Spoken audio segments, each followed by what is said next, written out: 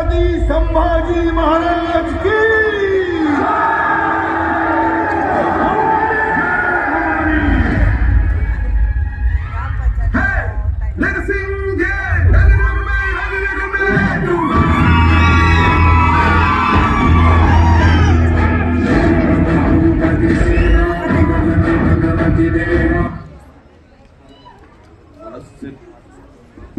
మన శత్రువులు నీతి నియమాలు లేకుండా ఎంతటి దారుణానికైనా దిగజారని తెలిసినప్పుడు మనల్ని మనం కాపాడుకోవడం కోసం శత్రువు చెప్పిన దానికల్లా తలాడిస్తూ ఉంటాం.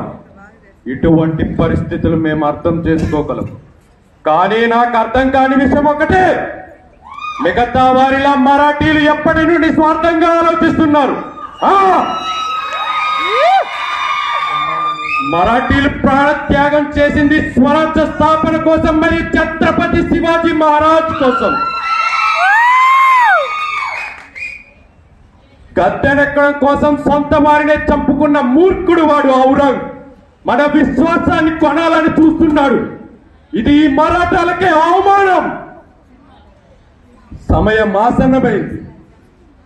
ఆ సుల్తాన్ల పైశాచికత్వం నుండి ప్రజల్ని విముక్తి చేయడానికి మెరుపు దారి చేద్దాం.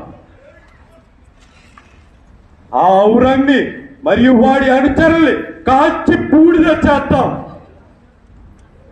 ఈ యుద్ధం స్వరాజ్య స్థాపన కోసం చేసే యజ్ఞం. ఆ మహాదేవుని సాక్షిగా ఐదవ స్వరాజ్య స్థాపన సాక్షాత్ ఈశ్వరి ఇచ్చ.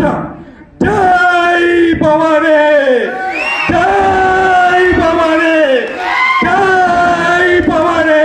నమ పార్వతీ పతే, హర హర మహాదేవ్.